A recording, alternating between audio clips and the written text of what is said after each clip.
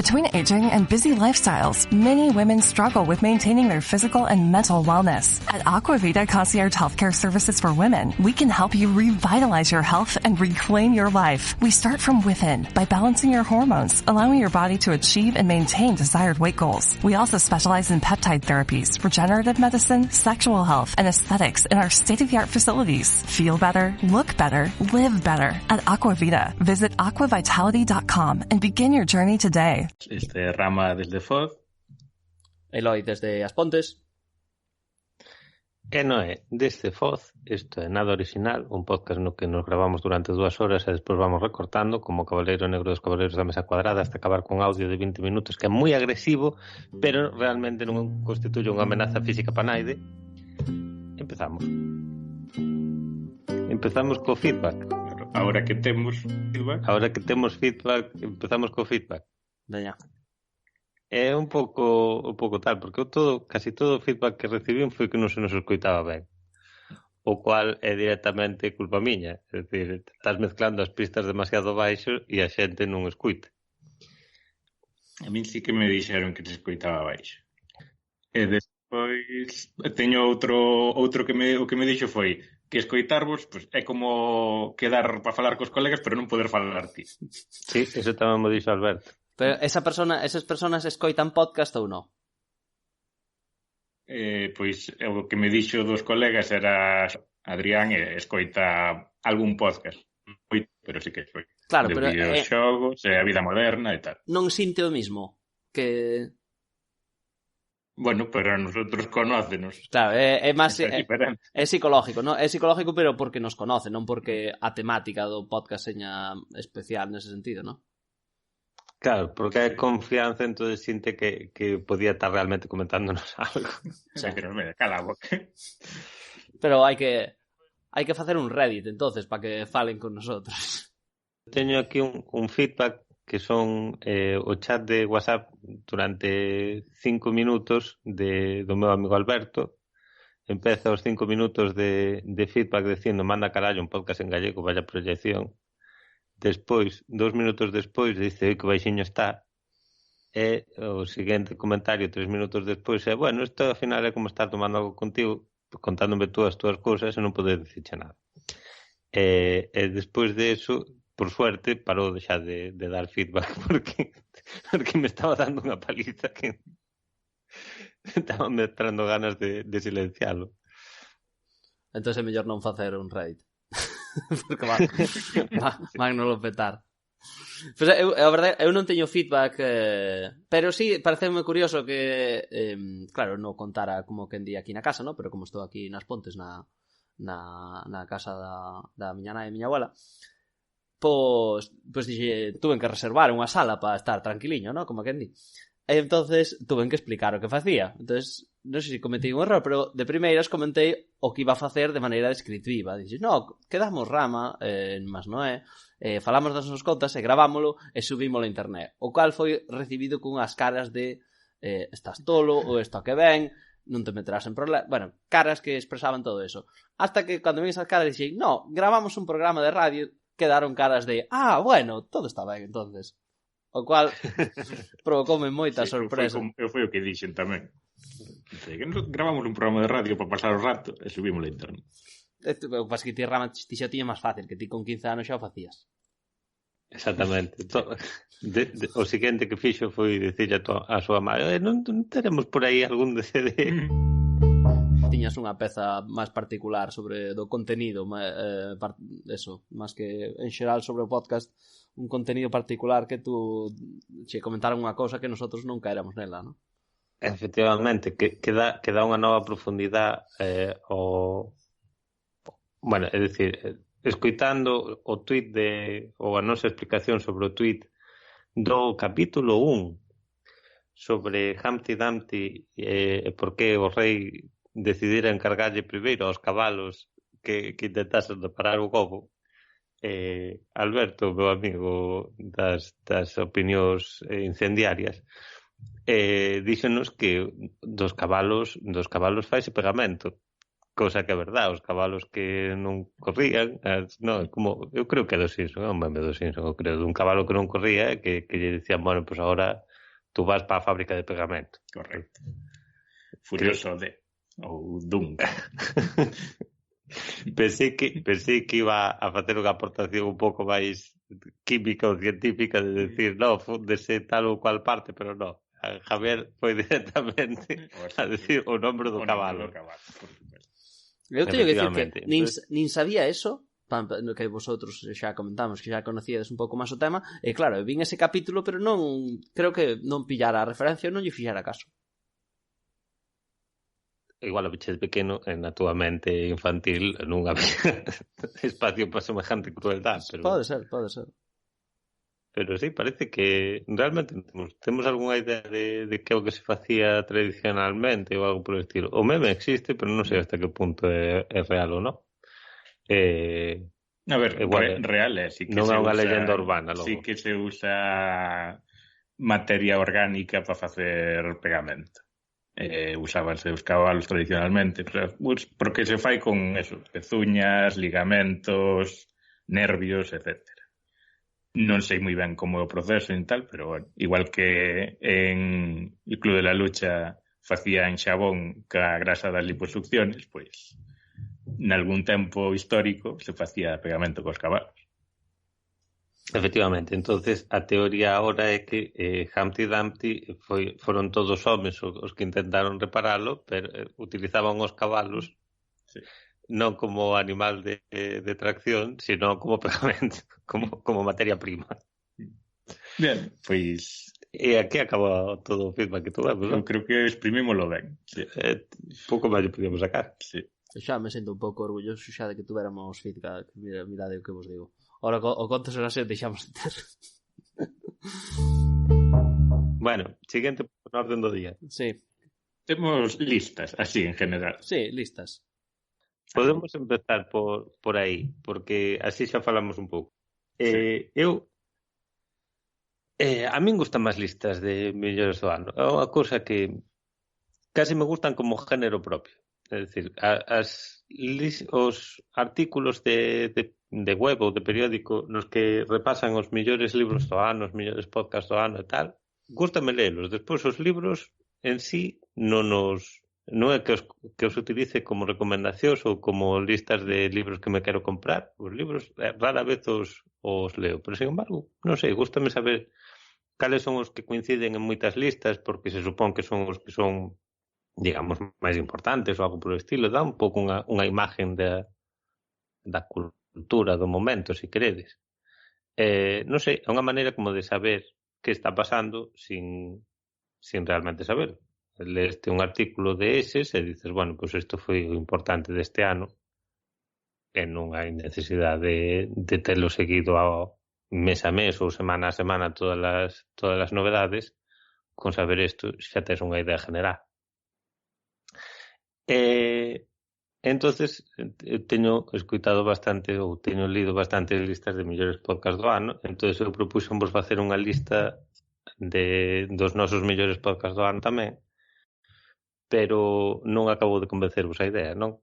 É que eu non son moito de listas, Eu a verdade que igual que ti che gusta ver un artículo ou ver un podcast que repasa o mellor do ano, eu penso, primeiro, eso sale a principios de diciembre ou a mediados, é dicir, xa están coméndose un mes, non é o mellor do ano. O ano non acabou. Eso dame un pouco, xa tírame para atrás. E o segundo que, non sei, pareceme un pouco meter aí algo para rellenámolo, entonces non temos que currarnos como se fora un artículo novo, un capítulo novo do podcast, simplemente poñemos aí aquí isto e xa está. Pero, bueno, desde o punto de vista que o explicaches tú, como repasar varios e ver o que coincide e ver eso, estar no día da cultura do momento, pues eso sí que esa parte vexo un pouco a idea de facelo nosotros sería que eu teño a sospeita de que ao final eu escuito 40 podcasts e Javier escuita outros 40 ou 30 ou por aí, pero se nos poñemos a comparar, pues igual compartimos 25 dos 30. Tú escuitas menos, pero igual escuitas 15 dos 25 que escuitamos nosotros, sí, en común. Dame a sensación de que se xuntamos todos que non que non, se sumamos todos non xuntamos 50 podcasts distintos. É un pouco a idea. A min, como se chama? A min o das listas non disfruto tanto como decías ti, pero ao final acabo consumindo bastante ao final en diciembre, acabo consumindo bastante. A min dame un pouco de pereza ás veces, digamos, sé como unha obligación das empresas que producen os podcasts ou que seña, ou que sacan os artículos das listas, e además dame un pouco de pereza tamén porque polo rollo de que non ten como quen di nada de especial diciembre en cuanto a eso. De feito, pois para certas producións, pois o mellor pois era mellor facelo, eu que sei. Por exemplo, vou dicir, para películas, imagina, se alguén quixera decir mellor as mellores superproduccións do ano, ¿no? Pois non estou moi enterado, pero hai épocas onde non salen películas desas, por exemplo. Sí, son máis as superproducións son máis de verao e as películas de Oscars son máis de xaneiro, por exemplo. Entón, se estás facendo as mellores e diciembre é o mes de Star Wars. Claro, entonces é un pouco, é como de maneira exagerada, pero seguro que xa empezaste a saber mellor da década. Non sei se o vistes, cousas mellores da década. Eu, por exemplo, comíme bastante audio de mellor da década NBA, ¿no? Non con moita atención, pero bueno, tuve así un pouco de fondo, ¿no? E digo, e claro, ves aí a artificialidade de decir, home, que os mellores anos de non sei canto pois foron entre 2008 e 2012. Entonces estás fodido. ¿Sabes? Entonces, claro. Creo que a menor nivel pasa un pouco tamén co ano, ¿no? Además hai moi isto de sesgo de, como se di en español, recency bias, o sesgo de o máis reciente. Sí. No, entonces claro, eu mismo nosotros, ahora cando nos puxemos a pensar isto, digo eu, pues, que eu casi non me acordo en canto a episodios particulares, éme difícil pensar que escoitei eu en febreiro. Non sei se vos pasou a vosotros tamén. Contache como fixen, Eloi. Eu collín e fume en iTunes, mirei os que me suscribira en Apple Podcast, os que na lista por programas, os que me suscribín están ordenados por orden no que me suscribín, de máis atrás a máis adiante. Entonces deses, pois fui mirando, este non o escoitei, este ainda non o escoitei, este ainda non o escoitei. Ao final quedeime con 3. Claro, que son pero dos 3 dos que vos podo falar. Estás falando de podcast completos, non de episodios. No, claro. Que de episodios parecíame inviable. Sí. E que a min esa era a outra intención que tiña ao intentar facer un millor do ano ou un favoritos do ano, era que, bueno, é un pouco a mesma intención que teño casi sempre. A mí sempre me dá a sensación, porque escuito demasiados podcasts, probablemente, de que ao final o que faigo é escuitalos, pareceme interesantes durante o momento no que os escuito e durante posiblemente a seguinte hora, 3 días despois xa non me acordo de ningún. Entón tamén a idea era un pouco intentar facer o esforzo de memoria de decir, oye, cales foron realmente os que naquel momento me pareceron que merecía a pena recordalos e intentar recordalos, facer o esforzo de, darlles algo de, sabes, facerlles unha especie de homenaje, de decir, oye, sí, acórdome deste podcast, non se me quedou perdido no medio en toda a marea de podcast que escuito, pero tampouco fixo, a verdad. Como ao final o que decidíramos fora facer podcast aos que nos suscribíramos en 2019, ou esa foi a idea final na que acabamos poñéndonos de acordo, porque eso, eu quería facer un favoritos do ano, pero vosotros non parecíades que estar moi de tal, entonces a idea acabamos aterrizando na idea de facer unha lista de podcast aos que nos suscribíramos este ano ou que descubríramos este ano. Entonces eu, como máis ou menos xa teña claro de cales falar, pois a verdade é que non acabei por facer o esforzo de intentar recordar realmente cales foron os podcasts que me gustaran dos que escuitara en febreiro. Nesa línea que dis, parece un pouco, non sei como di, se tiñas que facer o esforzo é que non son tan, sabes, pola mesma lógica que estaba seguindo. Eu creo que non deixaron pegada. Eu creo que estou lendo eso como decir, vamos falar dos que deixaron pegada. pero se me teño que esforzar para ver se deixaron pegada, pois é que non deixaron pegada. Non, pero eu estaba falando de capítulos en concreto, e ao Sí, final sí, o que sí. acabamos falando é de programas. Sí. Eu creo que pois mesmo dos programas que se me acordaron e que podo falar tranquilamente deles, ou que podo falar agora deles sin ter feito ningún esforzo, hai capítulos individuales que se me olvidaron completamente e que eran historias que me pareceron interesantes no momento e que me deixaron a sensación de que o podcast en xeral, ou contribuíron á sensación de que o podcast en xeral era moi interesante, pero se me vou a particular de cada capítulo non sería capaz de recordar nin de que iba ou non máis aló das campanas. O teu objetivo era facer un Sóname Campanas anual. O meu objetivo sempre é facer un Sóname Campanas anual, porque eu sempre estou coa mesma obsesión de que me estou olvidando dos podcasts según os escuito. Ao final, si a maior parte das iniciativas que vai a ter de aquí en diante xa veredes como acababa despois de reducilas a eso, a decir, xa está outra vez intentando non olvidarse das cousas que escuito que lle gustaron. A min pareceme moi loable eso que dicías, xa te digo, parecíame tamaña hazaña, entonces por eso claro, che tirei para baixo. Será dedicarlle unha tarde inteira. Aparte que eso non é facer unha lista de mellores. Eso, non, é unha lista de favoritos, personales. Pero na lista de mellores nunca salen capítulos individuales. Sempre salen os podcasts enteiros. Hai unha boa razón para eso. É como decir, este é o mellor capítulo que leín este ano. E sacáchelo dun libro e non dices que libro é. Bueno, eso non o vas facer, pero sepáralo do libro como unha entidade aparte. No, pero é como se fosen contos independientes, é dicir, joder, gústame como escribe os contos este escritor, pues non é eso, gústame especificamente este conto que é unha historia pequena, con principio e final, con entidade propia. Non é un capítulo dun libro. Cambiando facendo unha analogía, por exemplo, digamos, hai podcast e mellor ten máis sentido facer eso e outros que non. Eu, facendo analogía con series, pois o mellor hai, dicís, unha serie non ten sentido este é o mellor capítulo, pero o mellor de Black Mirror, pois de feito, pois sí que ten sentido, decir. É que ao final os podcasts que escoitamos non son tanto, ou polo menos que eu creo que só escoito dous que poden ser análogos a unha serie de ter guión e continuidade e tal. E todos os demais pues, son como series documentales, como a Vox Explained ou algo así, antologías de documentales distintos. Eso é verdad, que teñen máis entidade propia, non é un arco narrativo, normalmente. Tes unha lista feita, Eloi? Eu teño unha lista feita. Tes unha lista feita, Noé? Máis ou menos. Bueno, pois eu tamén teño algo.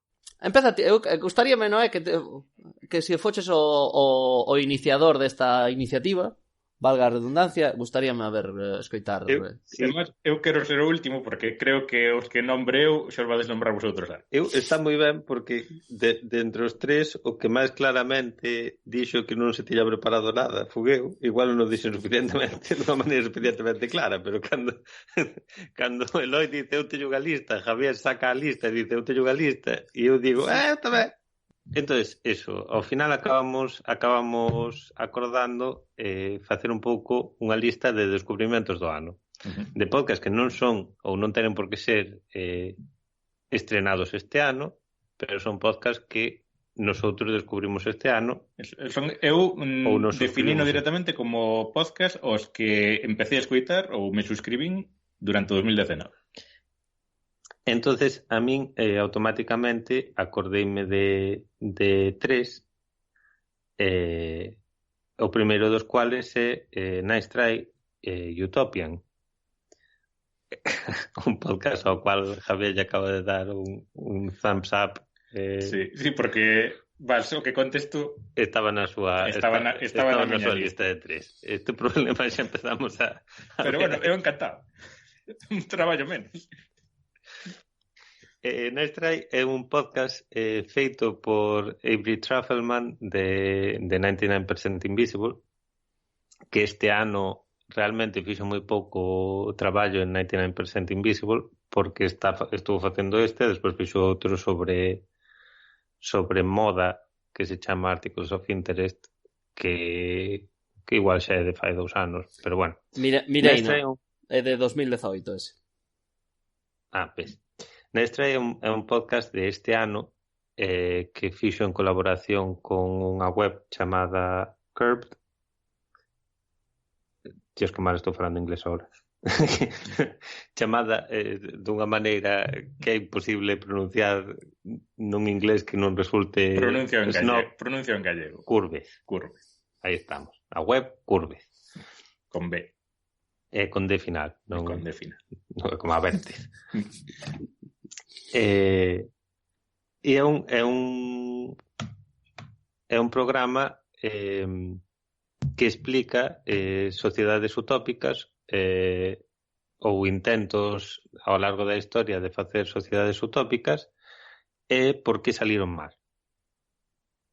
Entonces hai un programa sobre Chandigarh, é unha cidade na India diseñada por Le Corbusier e polo seu cuñado ou primo, non me acordo moi ben, primo, creo, como unha fantasía brutalista en a cual o home era unha máquina e todo estaba ordenado e todo cumplía criterios lóxicos, que foron facer na India. Evidentemente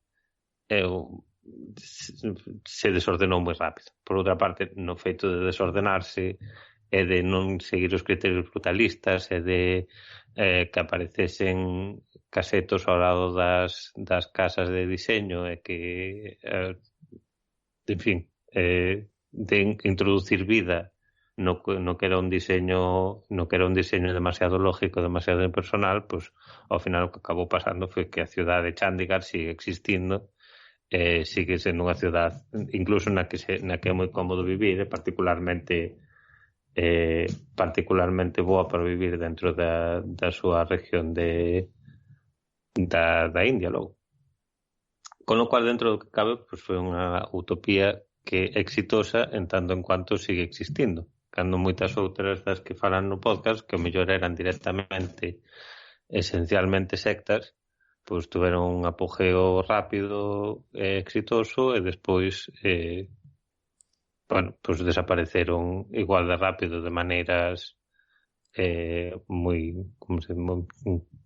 dramáticas pouco despois. Sí, bueno, non todas. A de Oneida, por exemplo, sigue, non morreu como secta, pero sigue funcionando como empresa de vajillas. Efectivamente. É curioso. É moi curioso, é un podcast moi curioso, tanto na súa no planteamiento inicial logo, é unha cousa que me chama a atención, pero aparte deso, o que recordo que cada capítulo eran realmente moi interesantes. A mí gustou moito. Eu recordo, Eloi, non sei se tes algo, se estaba este programa na tua lista ou algo. Estaba na miña lista, en parte porque encaixaba moito, porque todo a audiencia esperaba que estuvese na nosa lista, pero teño que dicir que a mí non me gustou tanto. Escoiteina toda, pero non me emocionou, non me emocionou tanto. Tanto como emocionarme, tampouco me pareceu emocionante. Pareceume moi ben feito, que as historias estaban moi ben escollidas e que eran interesantes, e que tiñan como moito arco dramático cada unha, e que eran historias moi completas. E aparte deso, creo que polo menos aquí na sección focega de nada original somos moi fans de Avery Trufelman, e iso tamén axuda. E a min cuéstame a temática de como se van as cousas ao carallo. Sí. Eso é algo que sempre me chama a atención. Falando do cual, espera de que faigo da igual, ahora xa non falando do cual, cousas que se van ao carallo, o meu outro podcast, ou outro dos meus podcasts descubrimento deste ano, é un podcast que creo que lle vai gustar moito ao meu primo Javier, que é Spectacular Failures de American Public Media. Non sei se che sona. No. Pois é un podcast que ten moitísimo que ver con Nice Try, que de feito sóname que o descubrín a raíz de escoitar unha entrevista con Avery Trufelman que a vez entrevistaban tamén a directora, presentadora, produtora de Spectacular Failures, que se chama Lauren Over. É un podcast sobre empresas e por que fracasaron. Sobre grandes empresas que tuveron moito éxito en algún momento e moitas das cuales tamén siguen existindo, de tanto éxito que tuveron, en que solo seña por reconocimiento de marca, siguen existindo, pero que tuveron un fracaso estrepitoso. Falan de cando Blockbuster puido comprar Netflix e non o comprou? No, falan de Toys R Us, que sabedes que acaba de pechar fai relativamente pouco en Estados Unidos, ainda que siga vendo Toys R Us na Coruña, extrañamente. Falan de U-Haul, que é a empresa das mudanzas estadounidenses por antonomasia, que sigue existindo, que sigue tendo moito éxito. Realmente, se te planteas facer unha mudanza de unha ciudad a outra en Estados Unidos, o que todo o mundo fai é alquilarse un U-Haul e meter todas as cousas na furgoneta e facela eles. E, sin embargo, a empresa é unha empresa familiar, e a familia, que son os dueños da empresa, pois están peleadísimos. Houbo denuncias entre eles. Hai unha leyenda urbana de que a morte da muller de un deles foi provocada de alguma maneira por outro ou por algún dos outros. Fai faccións enfrentadas que levan 30 anos denunciándose e contradenunciándose. En general, a empresa sigue funcionando ben, pero a familia, pois... Isto recorda... A historia recórdame totalmente a un reino europeo medieval. Isto, a min recórdame a Detective Pikachu. Bien. O sea, entre Hamlet e Detective Pikachu. Aí está, por aí, outra cousa e a outra. Pero a min ten boa pinta, Eu acabome de suscribir. Este a mí non me sonaba de conocelo, a verdad. E ademais, a outra particularidade que ten é que Lauren Over, a produtora do programa Spectacular Failures, tamén ten moita personalidade. Como a Avery Trufelman, que sabes que ten como seu propio sello editorial, sabes que é un programa seu, pois un programa de Lauren Over tamén conoces, tamén ten o seu propio sello, digamos. É moi graciosa, é simpática. Polo que vexo ahora mismo, decembro de 2019 está debeu acabar como a primeira temporada ou algo así, ¿no? Porque vexo que o último capítulo foi de agosto. Correcto, sí.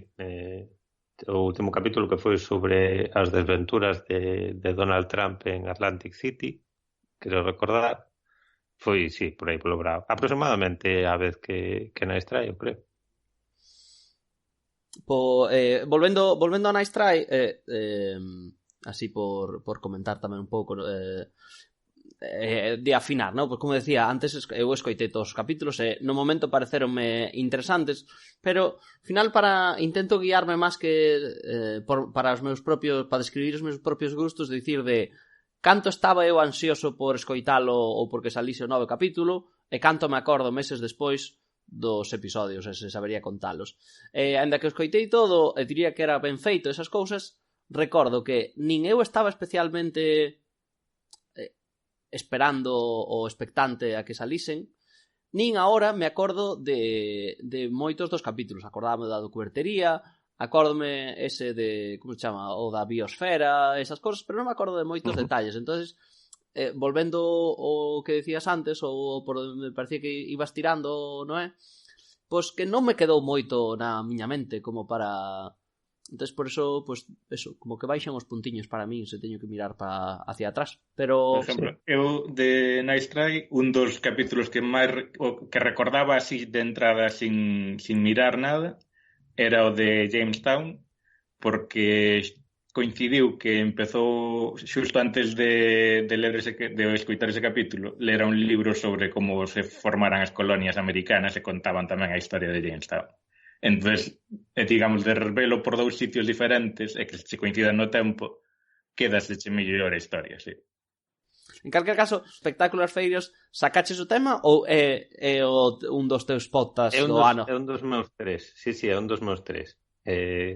porque foi acordarme de Night Strike, que para min foi o estreno do ano, e automáticamente acordeime tamén de Spectacular Failures, que é probablemente moito máis entretenido. É máis lixeiro, digamos, menos, porque eu acórdome de Night Strike que tiña un certo peso digamos, a ideoloxía de Avery Trufelman, que falaba moito de Lauren Over, o que fai é facer bromas e chamar a seu pai. É máis simpático, máis lixeiro. Sí, ao acordarme dun, acordarme do outro, entón este eran dous da miña lista, sí. Bueno, pois... Creo que agora deberíades empezar vosotros, porque senón tampouco... Vale, pois Night Strike xa está falado, xa estaba tamén na miña lista. Eloi, si queres empezar, porque eu creo que hai outro que vamos a coincidir. Se non saco eu o tema...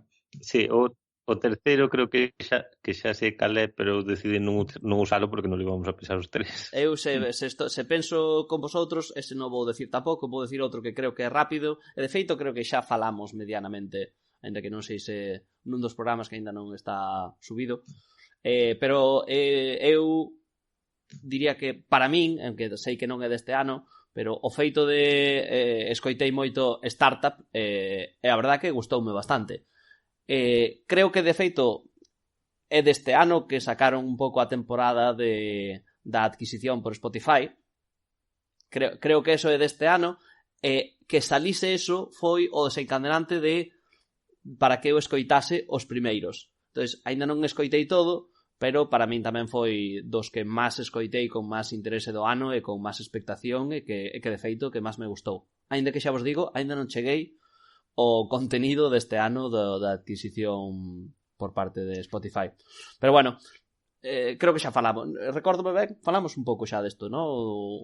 Nun dos... É posible, pero podemos facer un resumen outra vez de que vai pues Startup. Sí, pues Startup, pues inicialmente o programa este de como é Alex Bloomberg, que é o fundador de Gimlet Media, para min tamén é referencia de alguma maneira, non? Ou garantía de sello de calidad. Pois o podcast de alguma maneira fundador do primeiro da compañía é un propio metaanálisis por parte de Alex Bloomberg de como funda a compañía, basicamente, non?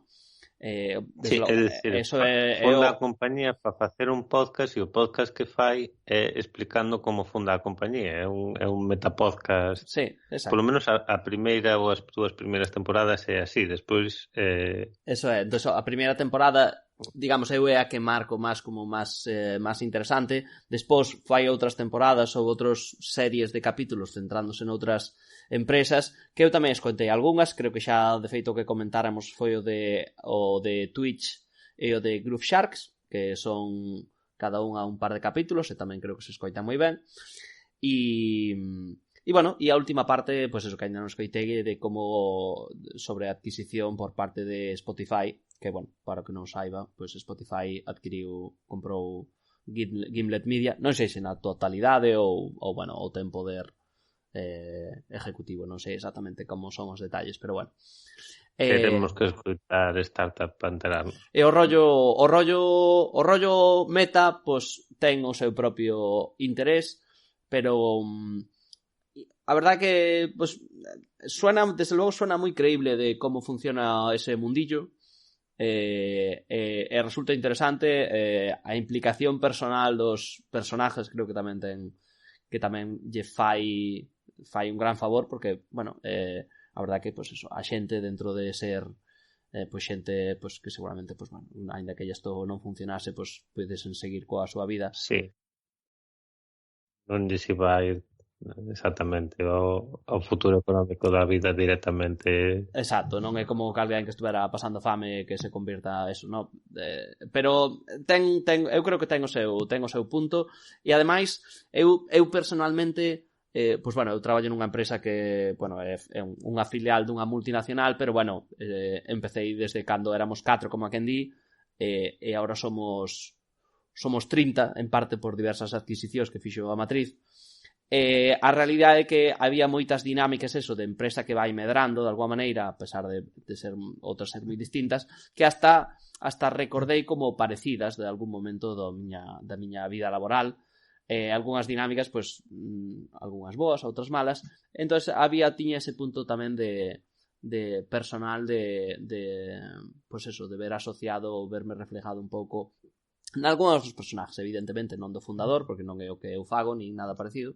Pero bueno, creo que a verdad que se alguén está medianamente interesado no mundo empresarial de alguna maneira, creo que é bastante interesante. Si non, a verdad que non sei se é para recomendar para todo o mundo. Pero... curioso, porque eu non estou tan interesado no mundo empresarial ou non estou nunha startup ni nada polo estilo, e o podcast escoitei a primeira temporada. En fin, chamoume a atención o aspecto meta do podcast. Está moi ben feito, o señor sabe contar historias, sabe crear interés, pero máis aló deso tampouco sentí ningún tipo de conexión personal con que parece que estás sentindo tú con él. Sí, aí xa digo, hai un pouco de eso. Non con Alex Bloomberg realmente, no, porque él está claro que está nunha situación de él está metendo os cartos, ele que está deixando o traballo, bla, bla, bla. A mí todo eso non teño ninguna conexión con eso, ¿no? Pero sí teño a conexión con empresa pequena, no que todo o mundo fai todo, o mundo fai todo, como a quen di, ves como medra, ves como de repente un día daste cuenta a sensación de familia é un pouco distinta. Primeiro non había conflictos e despois pues, darte cuenta de pues, simplemente conxuntando a máis de 10 personas ten que haber conflictos máis ou menos grandes, ¿no? Esas dinámicas sí que me pareceron interesantes desde o punto de vista personal, ¿no? Ainda que eu non teño, xa os digo, con Alex, pues, bueno, como xa sabedes, que a miña situación non ten nada que ver, ¿no? Non tes 400 millóns de dólares de Spotify así no banco, ¿no? No. De momento, nunca sabemos quen nos compra. Empezase con podcast, despois nada original media está aí empezando.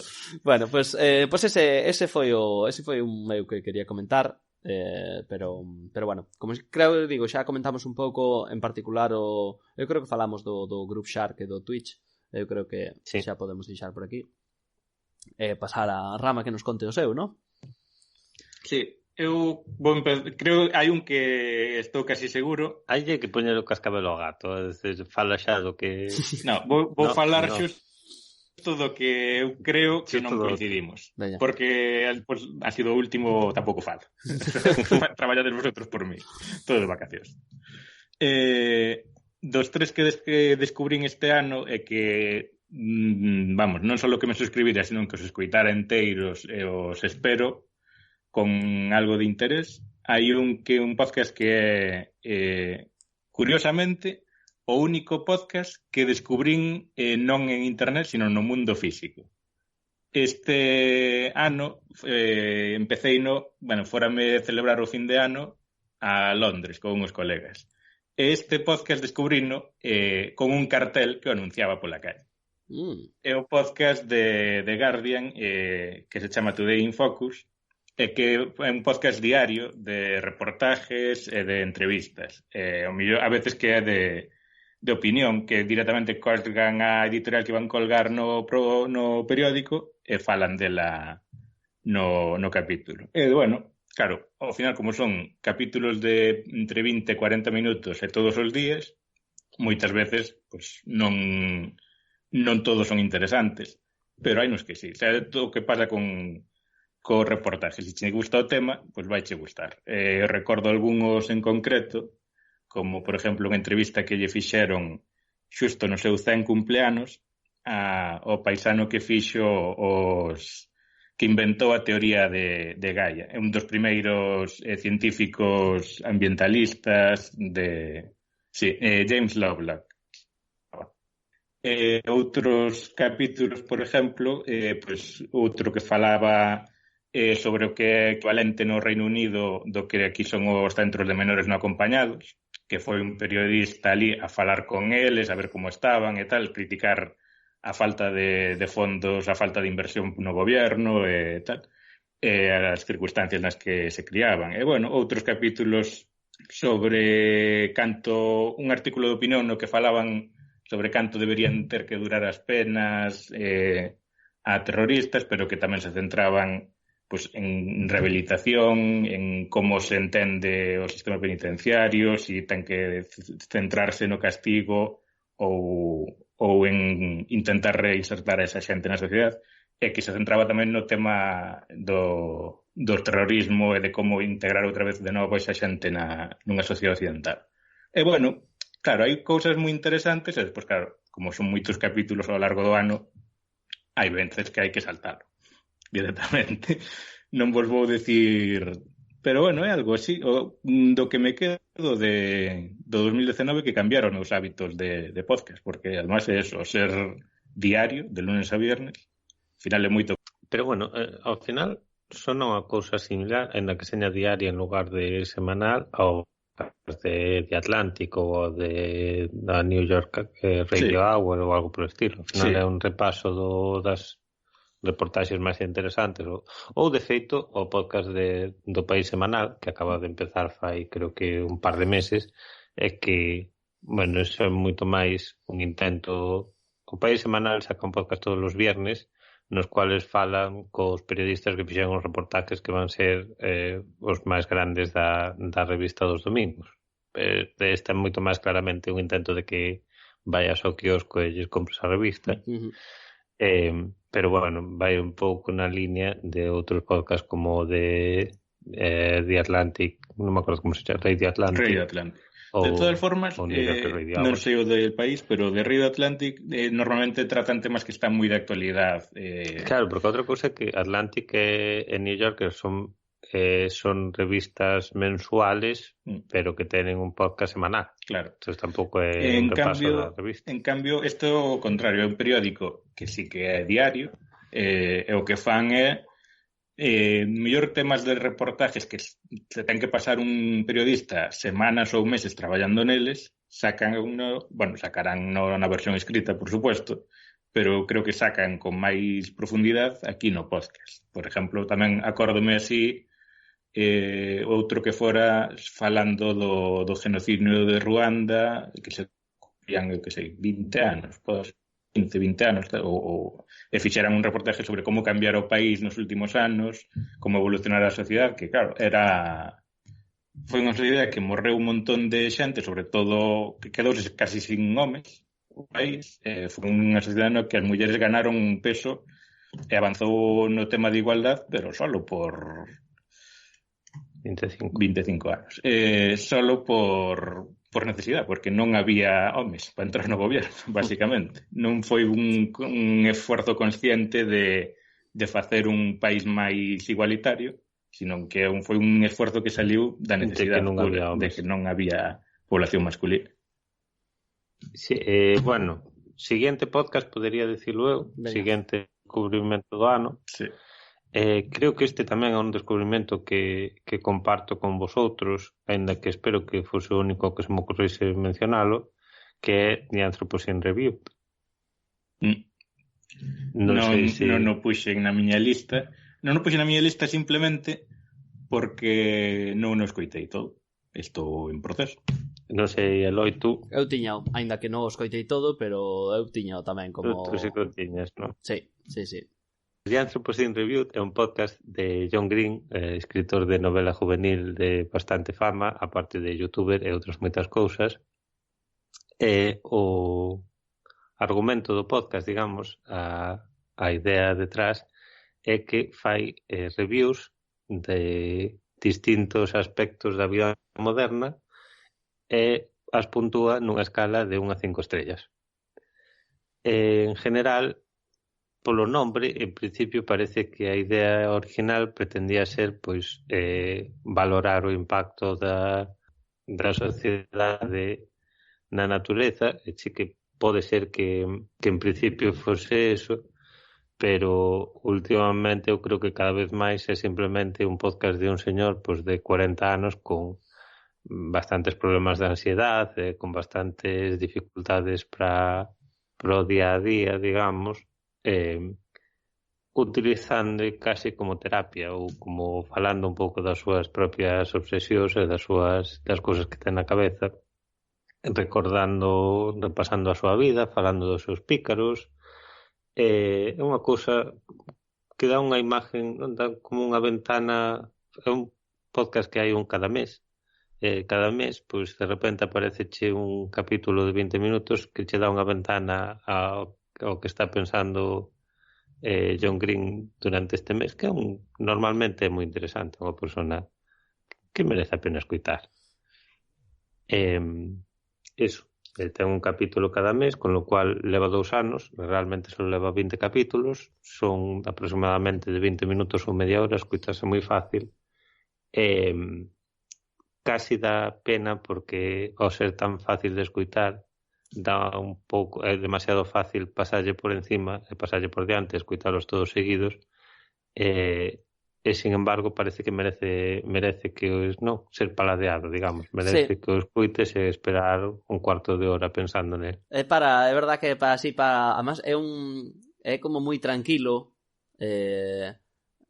non sei, a sensación de audio fala lento e con pausas, ¿no? Para que paladees de alguma maneira o que está dicindo.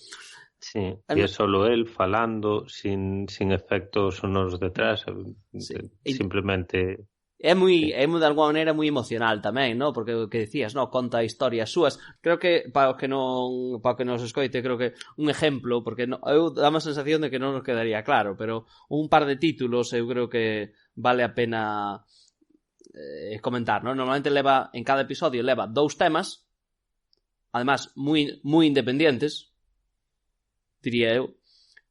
Primeiro, pois eso, mitad do capítulo fala dun, ao final de esa narración e descripción do que lle fai sentir, di 3 stars. A súa puntuación en estrellas, eso é. Sobre unha escala de 5 estrellas. Entón, eu, por exemplo, teño aquí diante, o último que escoitei foi un bello, creo, de feito, que é o de Teddy Bears and Penalty Shootouts.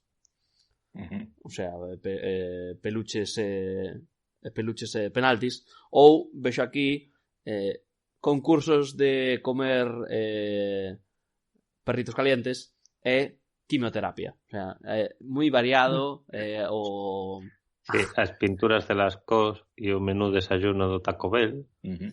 A pizza hawaiana e a meningitis viral. Cometa Halley e cólera. Efectivamente. Ou susurrar e o tempo. A verdad que creo que descubrín por vosotros, pero a verdad é como quen di, son cortiños, escoites moi fácil. E descubrirlo por nosotros, pero calquera dos 3 puido descubrirlo por Roman Mars, que sacou un capítulo de 99% Invisible. Eu descubrino aí falando de Anthropocene Review. Directamente colgou 2 capítulos de Anthropocene Review. Eu teño que dicir que eu non me restringín para nada a 3 e dixen, isto é do que podo falar. Eu non é que me restringira, é que non encontrei máis quero dicir, puxenme de criterio que eso, que os levara ao día ou que escoitara todo o que salira desde que os descubrín. O sea, non, por exemplo, de John Green gústame, pero escoiteille poucos, porque tamén é o que dice, non é?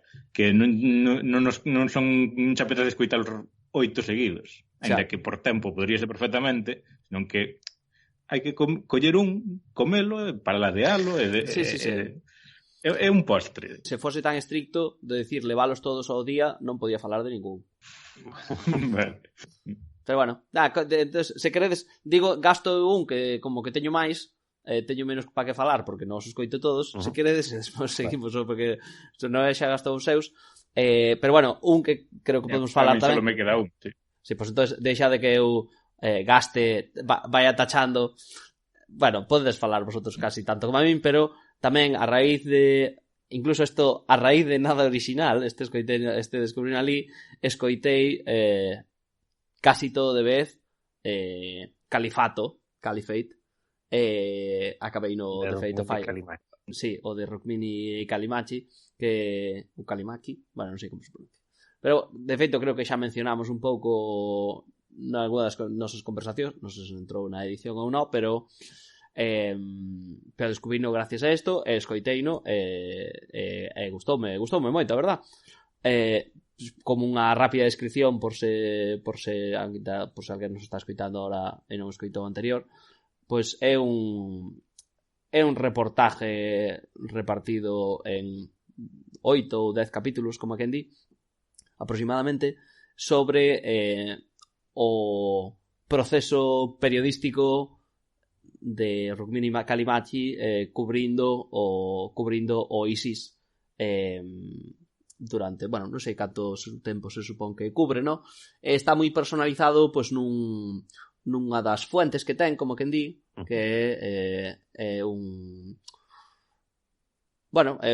rapaz de canadiense, sí, é un rapaz canadiense que de origen, non me acordo de onde era, pero bueno, de origen cuyo origen é un país de maioría musulmana, non me acordo exactamente cal era iraní, verdad? Diría. Non me acordo, es que fai moito máis. Non... Bueno, sí, ese podcast estaría na miña lista do 18. Claro, eu escoitei na hora gracias a, como decía, gracias a nada original.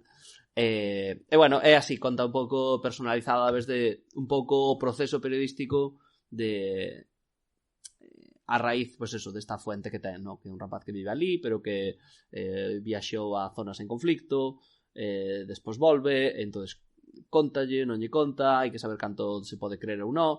Tamén conta, non só eso, no? Tamén conta como algún viaxe que fai a Mosul, como vai, en xeral o proceso este que fai, unha das cousas que ela fai, bueno, ela máis o seu equipo que teña, pois que van a zonas recuperadas, digamos, por forzas aliadas, vamos dicir así, ou polo seguridade nacional do país que toque.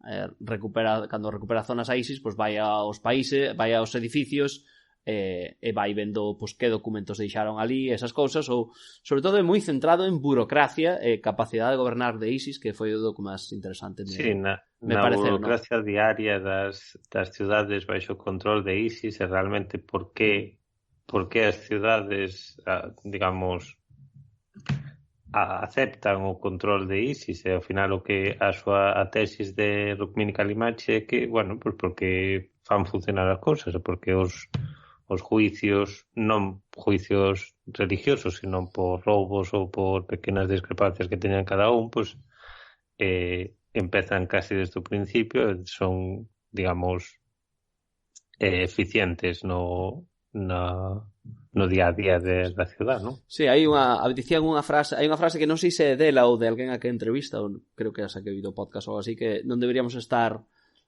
preocupados pola capacidade de atentar de ISIS, sino máis, bueno, que non debería, perdón, digamos, deberíamos estar máis preocupados de maneira relativa da capacidade de ISIS de gobernar máis que de atentar, ¿no? Como, de alguma maneira, como que o de atentar, pues sempre houve grupos terroristas que foran capaces de atentar, pero, pues eso, Al-Qaeda non, seguramente, pues non, que supoña a comparación máis cercana, pues non foi capaz de controlar territorio e gestionar un territorio hasta os detalles de recollida de basura e ese tipo de cousas, ¿no? E iso é o que máis asusta. Creo que está moi ben feito, é moi entretenido, e hasta ten a súa parte de, dito así, documental, pois igual para a xente que lle guste máis a ficción, diría que non lle fai xustiza, porque ten un arco narrativo relativamente interesante, que doulles bastante cuco nese sentido, pareceme. Sí, además eu creo que o primeiro podcast, digamos, franquicia de New York Times da sección de audio, o primeiro podcast que fixeron unha renovada sección de podcast do New York Times que fichara a xente de This American Life e de Radiolab para abrir unha sección de podcast. Este foi o primeiro. Evidentemente escolleron tamén a unha das súas periodistas ou reporteiras tamén máis franquicia, máis conocidas, e este era un pouco a base, o éxito deste que va a ser a base sobre o cual farían todos os demais, que non sei ata que punto seguiron despois. Eu non escoitei ningún outro podcast de Time. Tenen unha hora en español. Bueno, o de, como se chama? O de Michael Barbaro, ese non é do Times. O diario, o daily, The Daily. Bueno, no conozco. Bueno. Bueno, Pois eso. Un pouco. Xa vos digo, creo que é moi interesante. Isto, de feito, recomendei yo a xente que sei que non escoita podcast como costumbre, de alguma maneira, pero pareceume... Sí, como nosotros, non? Ni como costumbre, ni como nosotros. No sentido de que pensei que, vamos, é interesante incluso para facer o esfuerzo, penso eu, para xente que non este acostumbrado a esta maneira de consumir información / entretenimiento. Pero bueno, se credes, estamos moi de acuerdo realmente, ¿no? Demasiado. Paso siguiente tamén, que tamén sei que vamos a estar de acuerdo, se credes, despachámolo. Sí, aparte, a ver se o despachamos dunha vez, porque xa que estamos na vecindade, pues vamos a falar dunha vez del, non? Sí, pero ese deixámoslo para o final, non? Ainda non falamos del. No, eu creo que estamos todos de acordo, pero bueno, eu vou mencionar dous rápidos. E diría, porque un deles creo que xa falamos tamén, pero para min tamén foi un dos descubrimentos e escoito con bastante profusión, por lo menos comparado co resto do que escoito, é Switch on Pop, que, se non me equivoco, xa falamos, non é ti escoítalo, pero Rama ti no, verdad? No, sigo sin escoitalos. Suscribirme, pero teño que encontrarlle un hueco na miña agenda semanal de escoitar. Ahora xa o fai por orgullo, xa dice, tanto vos empeñades en que o escoite, pues, No. Está aí, mira, na lista teño dúas listas. As dos que vou escoitando, me vou poñendo ao día, que son Add to Listen List, e a de Vault, que son os que vou sacar dai en algún momento a poñerme a escoitalos. Está o primeiro en The Vault. Pois, non sei, xa falamos del, eu creo que de feito descubrino a raíz, ou moi, non sei se foi a raíz, pero moi cerca de cando estuvemos falando da sintonía do podcast, que contaches, non é? Más ou menos era cando estaba empezando, creo que debía ter escoitado un capítulo e ese ainda non escoitara, pero desde aquela verdad que fun escoitando moitos, e incluso que é verdad que fixeron esta, igual non é a mellor época, porque un dos autores, un dos host estuvo de baixa de paternidade, entonces fixeron como, digamos... Si unha temporada tuveron de invitados especiales. Eso é, de invitados especiales. Entonces, salíase un pouco da línea do que era o programa habitual, pero bueno, tamén eu escoitei varios deses e tamén estuveron ben, a verdade. Pero nada, eu dos últimos que escoitei destacaría o do Baby Shark. E tamén que precisamente era un de invitados, verdad? Con invitadas, sí. Sí, o de Baby Shark, así como recientes, non deste ano, como empecé deste ano, pois non sei se sabería, pero tamén pareceu interesante tamén fixeron un de Rosalía, ver, supoño que de Rosalía estamos normalmente expostos á opinión dos medios españoles, ver un pouco a visión desde outro lado, pois pareceume tamén bastante interesante, a verdad. Sí que é certo, sí. Estaba despois que ao final a que o facía decía moito, isto é la tradición flamenca, e todo era la tradición flamenca, era como, bueno, non é todo tan fácil. You know. Claro. Fucking Money Man de flamenco non ten nada. Claro, eso é rumba catalana. Poñían a canción esta que cantara nos Goya de Se me das a elegir, que é unha, pues, son os chunguitos, non sei que son originalmente, decía, é unha canción tradicional del flamenco, digamos, unha canción tradicional do flamenco, a maneira de decirlo un pouco, tal. Ese pareceume moi interesante, tamén, pero non polo que contan de Rosalía, máis ben senón de polo que conta da visión que teñen o outro lado do Atlántico de Rosalía un pouco da música flamenca, ¿no? Aparte de cando se peleaban aí por describir que é eso de duende, pareceume tamén bastante curiosa. Bueno, non sei, pero bueno, non é único, hai capítulos, a mí pareceme capítulos bastante interesantes, e comparativamente tamén sei que vosotros escoitades outros capítulos, outros podcasts que son musicales, son Exploder, por exemplo, como é, Pump Up the Jam, como é, Punch Up the Jam. Punch Up the Jam. Sí, eu escoitei un par de capítulos deses, pero teño que decir que para min están un escalón por debaixo do que me gusta Switch on Pop. Punch Up the Jam realmente é unha criatura distinta. Sí, correcto. Punch Up the Jam ten máis que ver con How How Did This Get Made que con Switch on Pop, non? Sí, pero bueno, como género en plan de podcast que falan de música de alguma maneira, ¿no? Que podría ser imagino a personas que digan, pues a mí gostame escoitar podcast de música que encaixarían ambos, ¿no? Pero son moi distintos, a verdade. Eses, digamos, Broken Record sería outro podcast de Malcolm Gladwell sobre música. Eu casi como favorito dele sería Son Exploder, non? Me parece normal. Eu escoito moito máis Son Exploder, é verdade. O de Gladwell depende do invitado que traiga e do programa e tal, pois cóstame a veces, o programa faiso moi largo e se non te interesa, por exemplo, fan moitos de country, é un género que non conozco e non me acabo de tal. Pero bueno, sí que son moito máis en profundidade que os de Son Exploder. Os de Son Exploder centranse nunha canción e como o artista describe o seu proceso e tal. A mí fanseme moito máis a menos. Bueno, o de Switch on Pop teño que darlle unha oportunidade. Está aí. Eu non o vou de poñer por diante Son Exploder ou ese, porque ese está sin probar. Non o conocemos. No, está claro. Pero está ben que teñamos un pouco de diversidade. Hombre, algo de diversidade, que senón mal va. Sí. Bueno, puxen outro que simplemente vou mencionar, pero moi rapidamente, levo escoitando, estou no escoitando, pero bueno, básicamente por mencionar, non sei se o seguides ou conocedes, un que se chama More or Less, e é un pouco é da BBC. Eu diría vaina un pouco na línea de fact check, ¿no? Que se leva ahora sobre un pouco anumerismo, ¿no? En general, ¿no? E falan así en términos estadísticos de se noticias que se están dicindo son correctas ou un pouco incorrectas. No, é moi cortiño e, bueno, a veces son interesantes. Eu descubrino a raíz de diría que a raíz da serie Chernobyl falouse moito de Chernobyl outra vez, ¿no? Empezaron pues, algún dos números que salían en Chernobyl de número de mortos, esas cousas.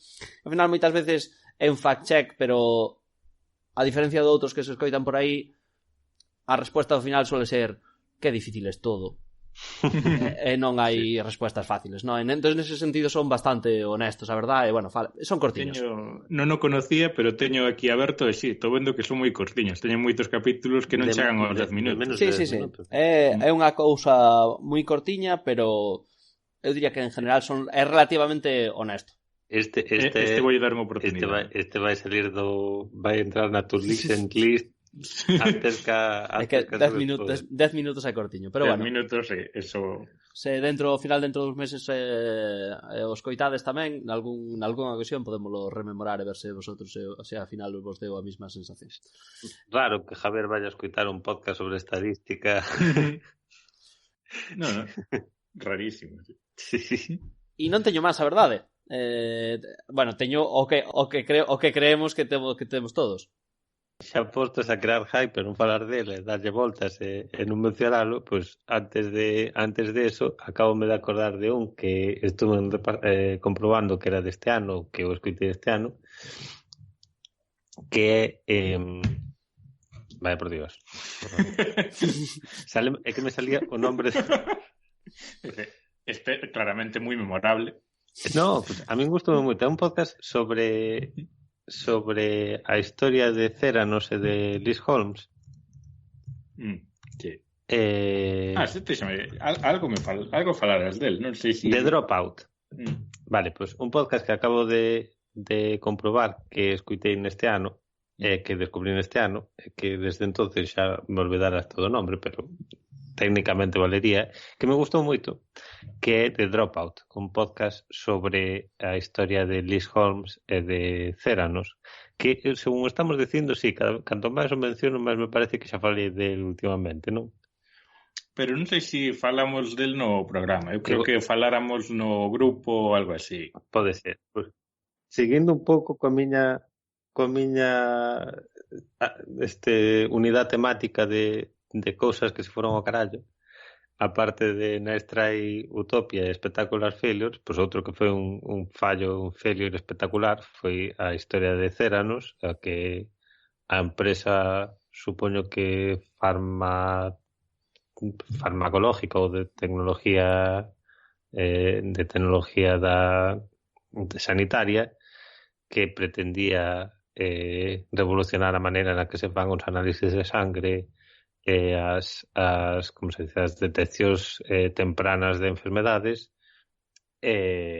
Durante moitos meses estuvo valorada en miles de millóns de dólares e iba a ser o seguinte unicornio, a seguinte Apple, e ao final pues, era unha estafa espectacular, cando se descubriu pues, decían, avergonzou a políticos de altísimo rango de ambos partidos que pertenecían a súa como se chama, Consello de Administración, ou que lle fixeran publicidade, ou que lle chamaban a Liz Holmes a próxima Steve Jobs e demais. Sí. É un podcast, non sei se son 6 ou 8 capítulos, 40 minutos, pouco espesito de escutar, pero realmente a historia merece a pena. Nada, eso é unha mención que, bueno, a verdade é que non é dos, probablemente haya podcast que me gustasen máis durante o ano e que se me escapasen, pero según estábamos falando, pues foi o que me acordei agora. Dito isto, falemos dunha santísima vez de Throughline, por Dios. Vamos a iso, vamos entonces a falar do que xa sabemos que queremos falar. O que nos escoite igual pensa que isto estaba xa preparado, pero realmente non compartimos as listas de cada un destes. Vamos o último do que nosotros tíamos na lista de cada un dos tres é Throughline, ¿no? Efectivamente, correcto. Non sei hasta que punto por que sabíamos que o resto sabía que iba a falar del. Eu creo que porque directamente na grabación do último capítulo, cando empezamos a falar, ou non na grabación, senón na última chamada de Skype, cando dixemos, oye, temos que facer unha lista deso, eu dixen, vale, pero procurade que non sean todos Throughline. Vale. Throughline é un podcast detrás do cal hai dous hosts cuyos nombres non me atrevería a pronunciar, pero meu primo sí. Eu sí. E que contan historias de eventos pouco coñecidos da historia, ou que dan un punto de vista novo desde o que interpretar o presente. É o podcast de historia da NPR e destaco deste ano algún capítulo como Opioids in America, War of the Worlds, que explica o cisma entre suníes e chiíes, ou Scorched Earth, que falaba dos campos de concentración en Sudáfrica e de como desde aquela que iso naceu na guerra entre ingleses e holandeses pola colonia e que deu lugar ao apartheid. Eses foron os capítulos que destaquei. Pero, bueno, ten moitos máis destacados, quero dicir, todos me gustaron, moitos descubrironme cousas que non, episodios que non conocía. Eu, de feito, teño que dicir que, por exemplo, ningún deses tres que mencionaches o escoitei, e aínda así, debo tamén para telo como destacado do ano. Eses non é que non me gustaran, é que nin os escoitei, non? Non sei se eu destacaré dos que escoitei, a min gustaronme The Siege of Mecca, pois eso, de un pouco o evento de, non sei como decirlo, ¿no? De como tomaron como se chama? Kaaba ou, bueno, ali en Mecca, onde van ao sitio de peregrinaje. No Friend But the Mountains, ese creo que é bastante reciente, que fala dos kurdos. Sí, que é reciente porque foi a raíz da decisión de Trump de abandonar Kurdistán ou de abandonar os kurdos, os peshmergas tal. Mass Incarceration, tamén me descubriu algo que eu tampouco conocía. A min, bueno, veña, eu xa que dixo o meu primo que non se atrevía e que eu me iba a atrever, veña, a min o que me chama a atención máis algo de que en general pues, é un programa sobre feitos pasados e a súa conexión en teoría coas cousas que están nas noticias, un pouco para dar contexto histórico das noticias do momento. Ese xa houve algún outro podcast que incluso que empezamos a escutar, algún de Gimlet Media, me acordo que durara pouco, pero que tamén tiña unha idea similar, pero máis aló deso, que a particularidade que ten este podcast que me chamou a atención é que máis aló do que é o seu argumento inicial, os dous presentadores, que son Randa Abdel Fattah e Ramtin Arablouei, son creo que ele era palestina e ele é iraní, e realmente dan perspectiva do que está pasando no mundo árabe e do que está pasando en Palestina, do que está, pois eso, o que decía Javier antes da división entre sunís e chiís, e dan un pouco unha perspectiva que eu non tiña hasta ahora. Igual falar, o sea, escutar sobre o mundo árabe, se queredes, sobre a política árabe, pois o máximo que podes escutar é a Caliphate de Rukmini Callimachi, que é a perspectiva occidental do que está pasando ali, pero eles tenen a perspectiva pouco de no, bueno, siguen sendo occidentales porque son americanos, fillos de emigrantes ou que seña, pero americanos, pero tenen máis idea do contexto histórico e realmente moitos dos seus capítulos son eso, dar contexto ao que está pasando no Medio Oriente. Correcto. É unha cousa que máis que destacar capítulos individuales, que non creo que seña capaz, pero un pouco ao que me chama a atención do podcast ese é un pouco eso. Eu nunca non me parecen moi personales os episodios, no sentido de que ou non me dá a sensación, no, que son historias por que, exemplo, pues eso. Non sei se escoitacho de sunís e chiís, é que no. Eu creo que nese no que máis falan de que ela é culturalmente ou familiarmente non me acordo, suní, digamos, e ele é chií ou algo polo estilo, quizás teño ao revés. Non creo que acertaste, pero non fala nada ben da imagen que teña, se non sei se o iraní ten que ser chií ou suní. No, o iraní é chií. É chií. Vale. No capítulo no que falaron de como o goberno como hacía interferira no goberno de Irán, sí. Aí tamén falan desde un punto de vista da súa familia, de como vivirán eles desde ali. Pero non me acordo o nombre do capítulo. Tampouco. Era como... É un dos primeiros da temporada. É o capítulo sobre o goberno de Mossadegh. Sí, a ver, claramente hai moitos episodios que son, como decía Noé, pois do mundo árabe ou pois dos conflictos que hai nesa zona, ¿no? Pero xa vos digo, é verdad que non escoitei tampouco tantos como a vos, ao mellor, pero deu unha sensación que algún deles, desde logo, pois que poderían... 4 Days in August era o nombre do capítulo que estábamos buscando. Ese tampouco escoitei. Sí, perdón por interrumpir. Nada, que va. Que poderíamos ter contado simplemente historiadores ben informados. Pasa que claramente, pues eles seguramente teñen, pues de alguma maneira, sobre todo interés, ¿no? Pero, por exemplo, xa vos digo, o de Mass Incarceration son historias americanas, gustoume igual o capítulo, efectivamente, o da crise dos opioides tampouco tenden por que ser especificamente capítulos de... O capítulo da crisis dos opiáceos non ten absolutamente nada que ver con eles culturalmente, porque hasta que máis afecta é a xente blanca. Claro, sí. Pero hai capítulos que sí que lles dan esa perspectiva que... Sí. Agradeces, hai cousas que a mellor eu non son capaz de ver como personal, pero a realidade é que hasta que viñeron eles, pois non estuvemos falando ou eu non escoitaba podcast desa temática, non? E además seguramente vos vai sempre como os intereses de Occidente, como quen di, non? En lugar de... Sí. Bueno, nese sentido, como decías antes, cambia un pouco o tono seguramente respecto a igual que Califato ou algún que outro verá que non... Sí, non é o mismo estar desde fora mirando dentro que estar un pouco con medio pé dentro, aunque seña. Se cambia un pouco a perspectiva. E de feito, eu creo que o exemplo do capítulo este que acaba de buscar Javier, de 4 días en agosto, é outro exemplo moi claro. É dicir, o primeiro que dicen na introducción é para toda, esencialmente para a opinión pública estadounidense, ao problema de Estados Unidos con Irán empeza na crisis dos rehenes. No 79, na toma da embajada e tal. Efectivamente.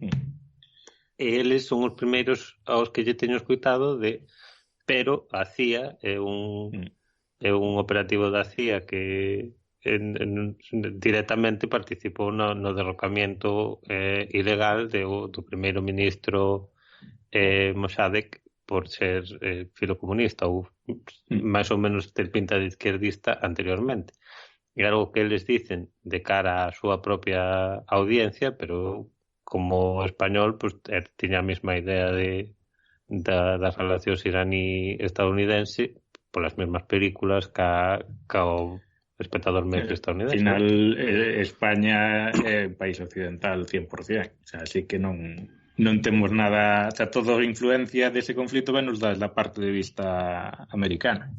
Vale, unha cousa que eu suelo de alguma maneira cuñadear é sobre a historia que se dá no colegio. Non sei se cambiaría ahora, ¿no? Pero eu diría que o mundo está bastante máis globalizado que cando nosotros tres estábamos en bachiller ou en secundaria, verdad? Sí, pero tú crees que os libros cambiaron? Eu creo que no, pero creo que sí que deberían, porque eu teño bromeado, é verdad que é cuñadear totalmente, porque eu non me considero unha persona moi ducha en historia, ni moito menos. Para eso estamos aquí escoitando podcast de historia, ¿no?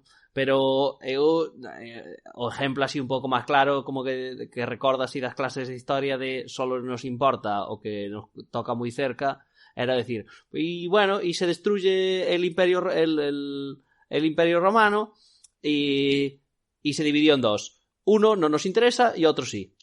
Y uno nunca más volveremos y de la otra mitad nunca más volveremos a hablar. No sé si te da esa misma sensación, ¿no? Es verdad que es simplista, pero sí, o que China non exista. Que China non exista, ou eso, Oriente Medio non exista, ou solo existe cando a partir de que estudias, que bueno, personalmente non cheguei, pero sí que é verdad que estaban nos libros pues os conflictos dos 90 a partir de que esos países descubren que teñen petróleo, como que ni, ¿no? En general. A partir de aí cando aparece Oriente Medio nos libros de historia en España, ¿no? Non creo que cambiase, pero dame a sensación de que non temos maneira de saberlo en realidad, pero probablemente non. Bueno, mi manera de saberlo, algún contacto teremos para preguntar qué ponen los libros de historia, ¿no? Pero das próximas generacións de millennial para arriba. Eu preguntar que miña tía é profesora de literatura, seguramente ten acceso a profesores de historia, lógicamente, ¿no? Pero non creo que cambiase moito. E bueno, a verdad que eu agradezo moito todas esas historias, como decía Rama, ¿no? De eventos que eu, a verdad que non me contaron nunca, nin polo que sea, nin acabei pegados a él, ¿no? Pegados a él culturalmente. Non hai películas, non hai estas cousas, ou as que hai son desde o punto de vista moi occidental, yankee, se me apuras. En fin. What's bringing us joy lately? Efectivamente, rapaces. Que nos, aparte da visitar a familia e que nos den regalos os reyes e estas cousas, hai algo que queirades destacar como que vos puxeron contentos ou que vos deu alegría ás vosas vidas esta semana? Eu teño algo que decir, sí. Comenta, Raúl. Que sabedes as contas de tipo out of context, sí, que están aparecendo en Twitter últimamente. Hai de todo. Sí, son eso, clips de vídeos, pues eu os primeiros que encontrei foron os primeiros que chegaron ao meu feed foron eso, de políticos, discursos de Pablo Iglesias ou de Arrimadas, sacados de entrevistas sueltas de hai anos e tal, e que agora se poden malinterpretar ou que levar a un contexto que, vistos así totalmente sueltos, poden ser graciosos. Cando os descubriches? Descubrinos, pues, este mes, seguro, pero nos últimos 15 días, diría eu. Pois fíjate, eu, igual agora foi a explosión, pero a miña referencia non son as cuentas, digamos, para empezar non é nacional. Eu recordo, a primeira que saquei, eu creo que foi Regular Show Out of Context. Que é Regular Show? Regular Show son uns dibuxos, pareceme xeniales, de historias corrientes, chámanse en español. Están en Boeing. Son dibuxos infantiles, pero diría que teñen unha capa adulta, non para ver capítulos en plan, non é Ricky Morty, como que en día así, non son dibuxos para adultos, pero algunha vez pilleiros no hotel e son graciosos. E tamén eu pero falo de fai meses. Vale. O de, para min, out of context, máis ben, eu descubrino como humorístico, para decir un chiste, pues eso, sacado de contexto, cortiño, e ten pues un humor distinto do que tería nun contexto máis grande, como que di, ¿no? Pero a verdade que sobre todo humorístico. Non, de feito non vira ningunha destas de políticos. Non vi ningún exemplo de políticos, O rollo dos de políticos tamén é intentar buscarlles algo humorístico ou a veces para coller algo que se escapa totalmente do discurso que teñen agora ou coller algo que directamente non vamos, que visto así suelto sin o contexto de entrevista choca moito. Sí. Pero bueno, de todas formas o que me alegrou a vida últimamente foi un tío genial en Twitter que apareceu aí e que colleu escenas da Nani da serie que a doblaxe da gallega. Ten Javier escrito algún ser de luz brillante sería... Sí. Decidiu que o mundo sería un lugar millor tendo unha conta de clips soltos de escenas da Nani con doblaxe da gallega. Hasta vos puxen un enlace. Sí, vino, eso é retuiteáchelo ese ti tamén, verdad? Sí. Vamos, debe de levar como 30 ou 40 vídeos e eu xa teño metido que me alerte cando aparece el novo. A miña pregunta con de feito pensei no tweet antes de, porque vincho o tweet antes de ler as notas, foi, neste caso, esta persona, de onde sacou os clips? Está a Nani en algún tipo de en gallego en Netflix ou en HBO ou no Prime Video ou que estará na web da gallega ou na web da gallega. Terá os dereitos. Ou no archivo da galega, non sei. O no archivo da galega. Igual é alguén que traballa ali. Nunca entrei, pero claro, digo, será alguén que traballa ali, alguén que ten os DVDs da Nani na súa casa. Os VHS, tío. Sí, pero teñen boa calidad os vídeos que compartiu Rama. Non sei, foi o que pensei cando vin ese vídeo, pero fixo... Non sei quen é nin que fai, pero alegroume, vamos. Ben feito está. Primeiro foi a Navidad, a familia e tal, e despois a Nani. Non. Temos, podes poñer clips de música da intro para ilustrar esta sección. Está Javier ahora mismo buscando vídeos da Nani en la página da gallega, pero no. É que, de feito, porque senón o primeiro que se me va a mente é que entonces iría a buscar por curiosidade o mundo de Big o mundo de Big Man iría a buscar. O mundo de Big Man, sí. Que seguro que tamén seguro que hai tamén o mundo de Big Man out of context, seguramente. Eso será o siguiente. Eso xa pode fazer Javier. Ahora que xa lle deron unha idea. Descubriu que a web da gallega hai contenido dese tamén. Que xa alegrou a ti a semana, Eloi? Pois a min alegroume. Teño que pensar normalmente este tipo de cousas, pero despois saquei algo medio coherente que dixei nostalgia tecnolóxica un pouco, ¿no? Anti-obsolescencia programada. Que, de feito, houve un capítulo de obsolescencia programa de Throughline, que ve moi... Sí. Non sei se oístes. Sí, eu xa escoitara a historia por outro lado, pero bueno. E o conto era que, tamén un pouco nesa línea, hai dúas aplicacións que consumo bastante tempo no teléfono ou en distintas estas. Unha é do Twitter, pero que eu non utilizo a nativa, e o lector de RSS. Ambas aplicacións, por distintos motivos, cando as fun ver recientemente xa non están no Google Play, entonces era unha crisis como quen di, ¿no? Pero tiña por aí as APKs guardadas nalgún backup, e tamén con certa pelea de quitar permisos do Twitter a outras aplicacións, bla bla bla. Ao final conseguín que funcionasen nesa pequena pelea anti a obsolescencia programada do software, que tamén hai, non só a de hardware. Bueno, pois eso, tras tamén en parte con interacción con algunha persona random de Twitter que tamén lle estaba pasando o mismo, pois tamén aí saquei así que esa colaboración alegroume un pouco. Ese acto de rebelión. Sí.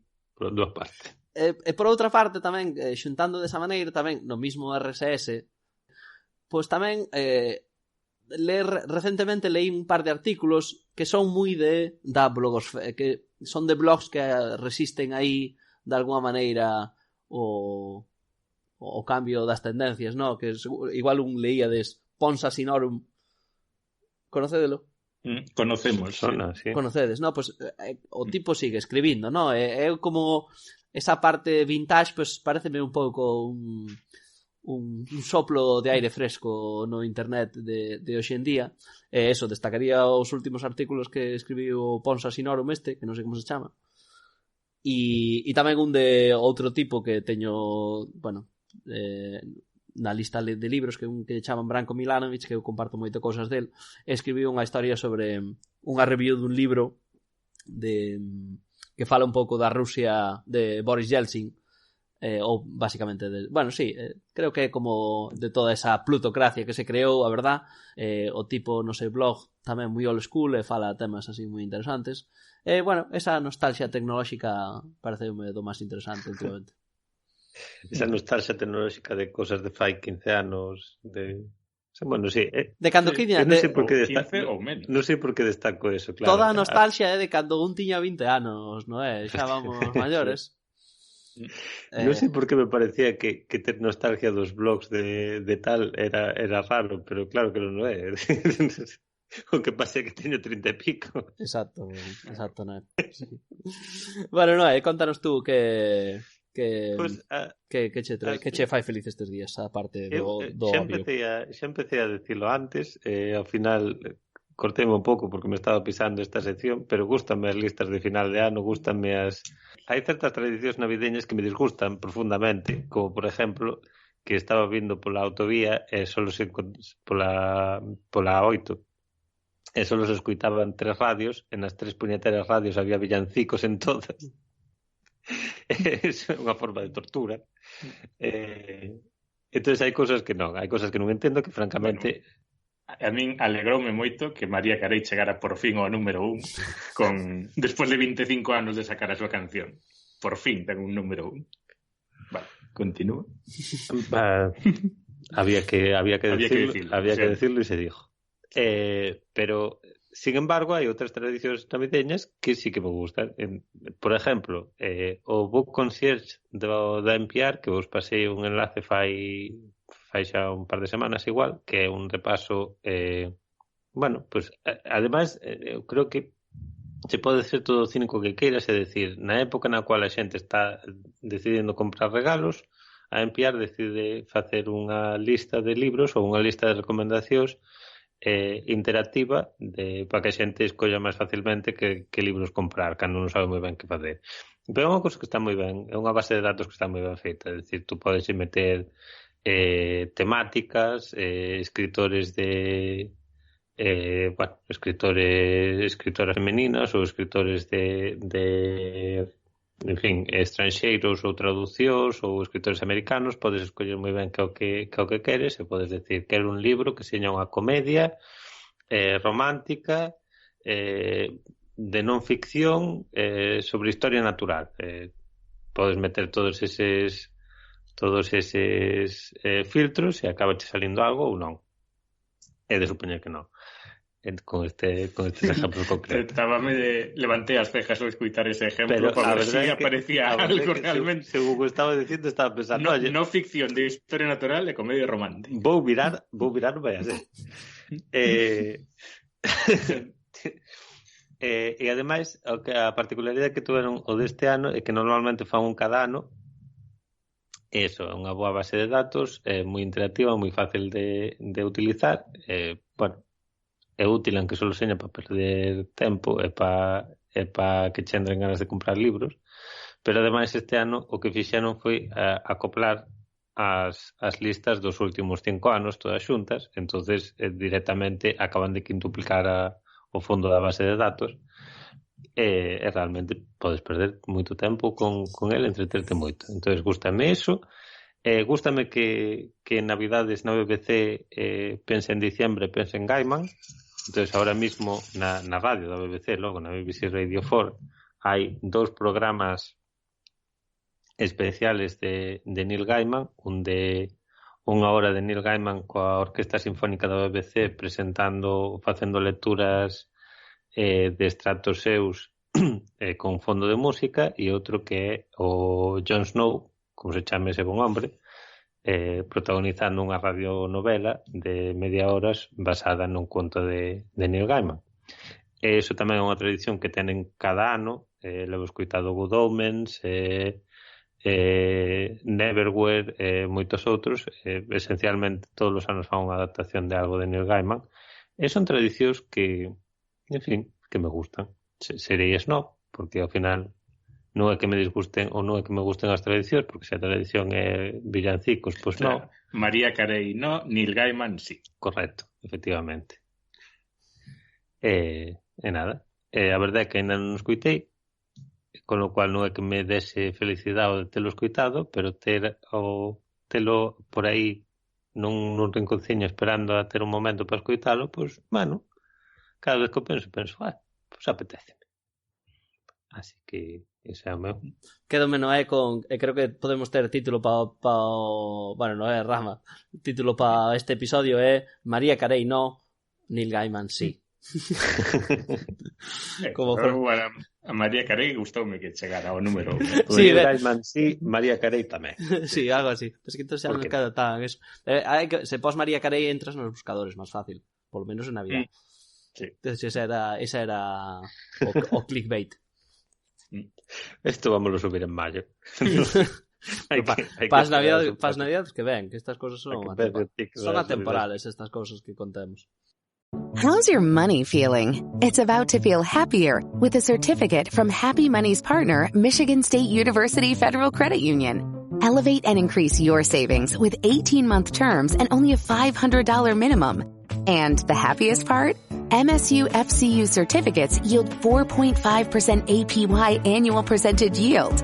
Now that's a happier side of money. Elevate your savings. Go to happymoney.com/MSUFCU. That's MSUFCU. Funds insured up to $250,000 by NCUA. The APY is accurate as of the 12/1/2023 dividend declaration date. Early withdrawal penalties do apply. Fees may reduce earnings on the account. Any monthly withdrawals or transfers reduce earnings.